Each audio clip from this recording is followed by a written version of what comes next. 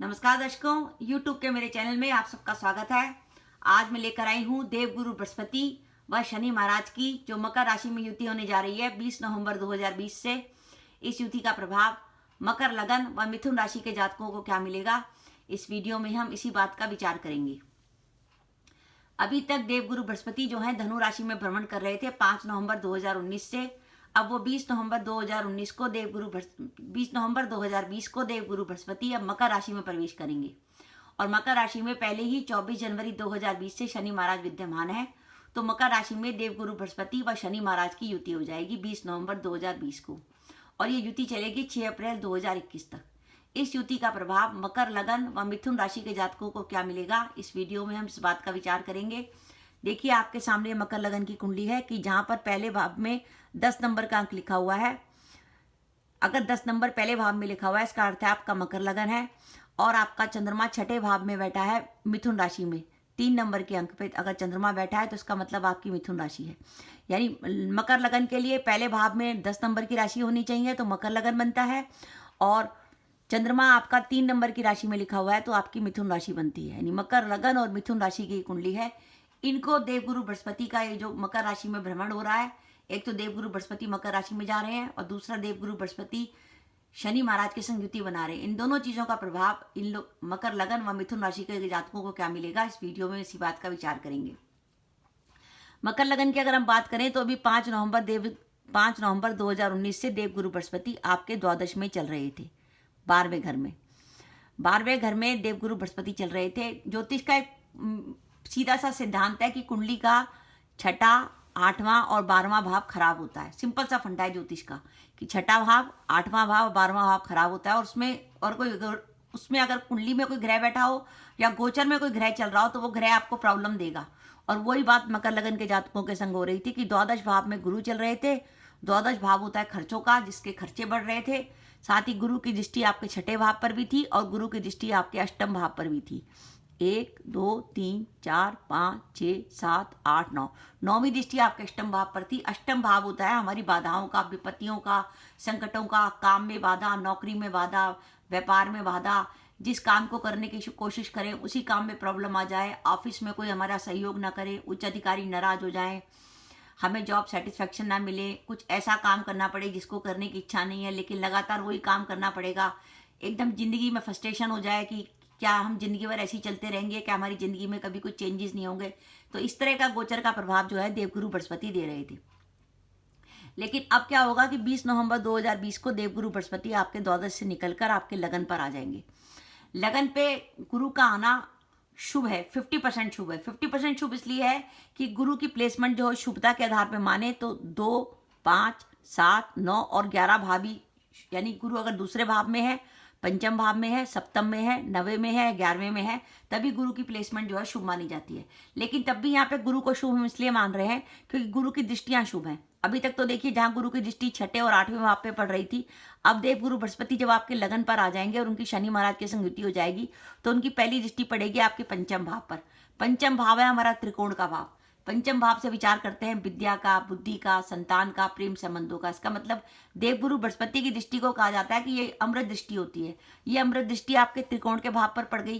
पंचम भाव से धन का ही विचार करते हैं तो एक तो जो विद्यार्थी वर्ग है उसके लिए समय अच्छा हो गया, प्रेम संबंधों के लिए समय अच्छा हो गया, जो अपनी संतान को प्लान करना चाहते थे उनके लिए समय अच्छा हो गया, और संतान से जुड़ी आपको कोई खुशखबरी मिल सकती है, संतान से जुड़ी कोई चिंता थी वो भी खत्म हो जाएगी। तो ये गुरु की अमृत दृष्टि ये प्रभाव देगी।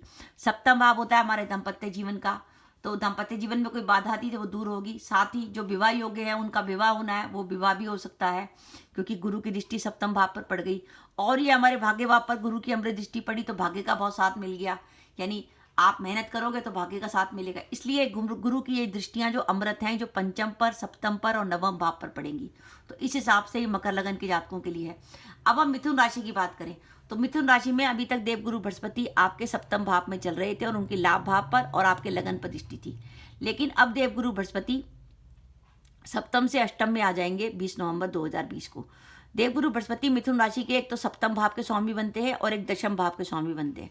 तो थोड़ी सी सावधानी रखने की जरूरत है कि आपका दशम भाव का स्वामी अष्टम में आ जाएगा और आपका सप्तम भाव का स्वामी अष्टम में आ जाएगा। तो दो चीजों पे एकदम इफेक्ट आएगा। एक तो आपके काम को लेकर कैरियर को लेकर थोड़ा सा आपको सजग होना पड़ेगा और एक आपके दाम्पत्य जीवन में कोई ना कोई प्रॉब्लम आने की संभावना बनती है।